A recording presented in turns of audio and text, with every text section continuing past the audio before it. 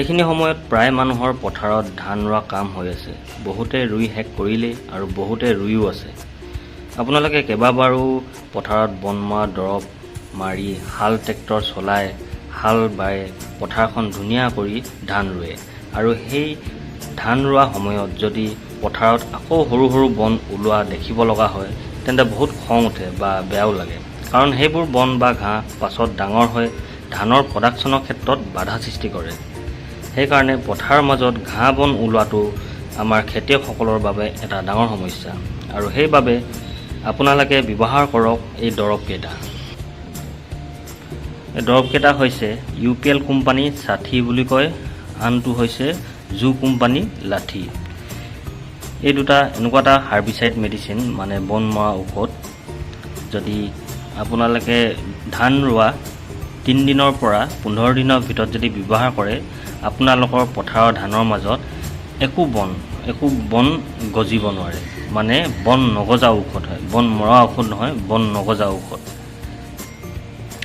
পথাৰত যেনেকুৱা বন হওক, লাগিলে বিনয় বন, তাৰপিছত গুটি বন, পথাৰত যেনেকুৱা বন ওলাওক একো বনে আপোনালোকে দেখিবলৈ নাপায় যদি এইটো আপোনালোকে ধান ৰোৱা 3 দিনৰ পৰা 15 দিনৰ ভিতৰত যদি ব্যৱহাৰ কৰে। এই 60 পেকেটটো আমাৰ অসমত প্ৰায় খেতিয়কে লাহেকৈ চিনি পালেই। এইটো প্ৰায় মানুহে ব্যৱহাৰ কৰিছে। যিসকলে ব্যৱহাৰ কৰি পাইছে তেওঁলোকে জানে ইয়াৰ ৰিজাল্ট কেনেকুৱা, আৰু যিসকলে ব্যৱহাৰ কৰি নাই পোৱা আপোনালোকে ব্যৱহাৰ কৰি চাব পাৰে, খুব সুন্দৰ ৰিজাল্ট পাব। ধান ৰোৱা 3 দিনৰ পৰা 15 দিনৰ পিছত ব্যৱহাৰ কৰক। পথাৰত যিকোনো বন আপোনালোকে 2 মাহমানলৈকে দেখিবলৈ নাপায়। তাৰপিছত এইটো হৈছে লাঠি। এইটো যেনেকৈ 60, এইটো লাঠি। এই দৰৱটো আৰু এই দৰৱটো একেই, মানে দৰৱটো একেই, কোম্পানী বেলেগ বেলেগ। কেমিকেলটো চাব, ইয়াত যি লিখা আছে প্ৰায়জু ছালফ্ৰন ইথাইল 10%, ইয়াতো প্ৰায়জু ছালফ্ৰন ইথাইল 10%। মানে ইয়াৰ ভিতৰত যোনটো দৰৱটো আছে আৰু মানে দুইটা ছেম, খালি কোম্পানীকেইটা বেলেগ বেলেগ। ইয়াৰ কোম্পানীটো হৈছে UPL, তাৰপিছত ইয়াৰ কোম্পানীটো হৈছে জু। তাৰপিছত ইহঁতৰ চাইজৰ কথা যদি ক'ব যাওঁ, এইবোৰ একেবাৰে সৰু সৰু চাইজ, 20 গ্ৰাম। ৰিটাৰ্ণ প্ৰাইচ লিখা আছে 98। এইটো আপোনালোকে মাৰ্কেটত 60 টকাত পাই যাব, এই 60 দৰৱটো। তাৰপিছত ইয়াৰো যদি পাছফালে চাব যাওঁ, ইয়াৰ ৰিটাৰ্ণ প্ৰাইচ 81 লিখা আছে। এইটো আপোনালোকে মাৰ্কেটত 50 টকাত পাই যাব। এতিয়া আপোনালোকে ভাবিব পাৰে এইটো 60 টকা, এইটো 50 টকা, 60 টকাটো বেছি ভাল কাম কৰিব, এইটো ভাল কাম নকৰে। সেইটো নহয়, যিহেতু এই দুইটা দৰৱ একেই। এইটো চাব পাৰে যোনটো কেমিকেল কম্পজিশ্যন একেই আছে, ইয়াৰ দৰৱটোৰ ভিতৰত একেই সোমাই আছে, খালি কোম্পানীকেইটা বেলেগ বেলেগ। ইয়াৰ হৈছে UPL কোম্পানী, এইটো হৈছে জু কোম্পানী। ইয়াৰ কোম্পানীটোৰ দাম আছে মানে 60 টকা লয়, আৰু ইহঁতৰ কোম্পানীটো 50 টকা লয়। ডিফাৰেঞ্চ মানে দৰৱটো একেই।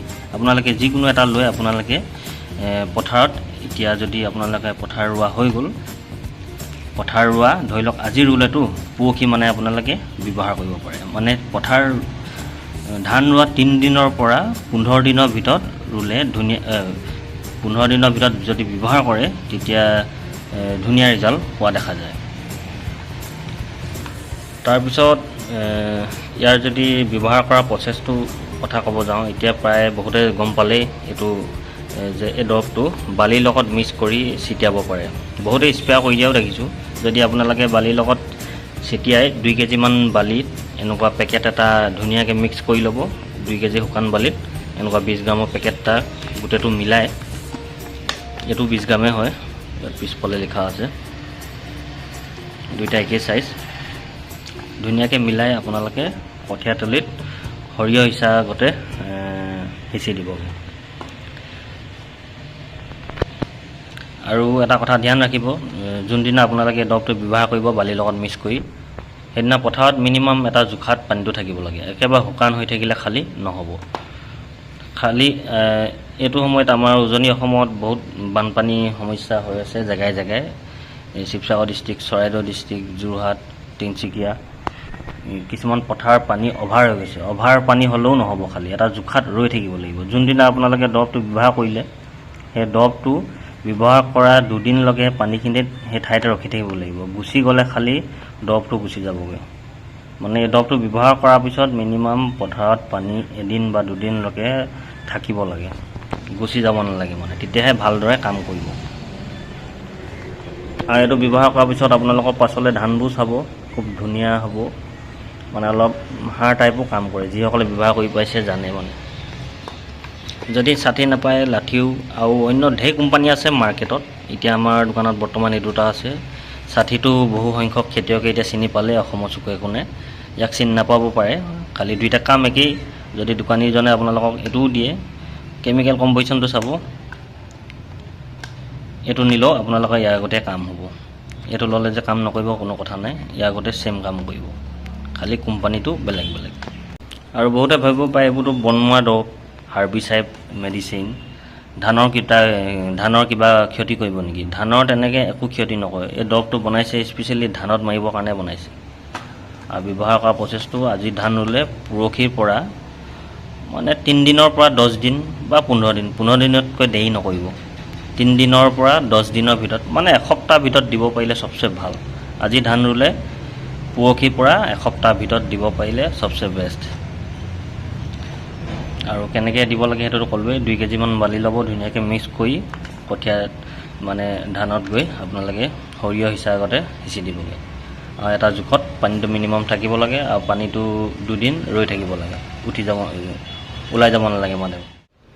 তাৰপিছত এই দৰৱকেইটা ব্যৱহাৰ কৰা প্ৰচেছটোৰ কথা ক'ব গ'লে, এটাটো আপোনালোকক ক'লোৱেই বালিৰ লগত মিক্স কৰি ছিটিয়াব পাৰে, কিছুমানে স্প্ৰেয়াৰো কৰি দিয়ে, নহ'লে বা কিছুমানে 1-2 লিটাৰ বটল এটাত গুলি পিনি পথাৰৰ কিনাৰে কিনাৰে ধুনীয়াকৈ ছিটিয়াই গৈ থাকে।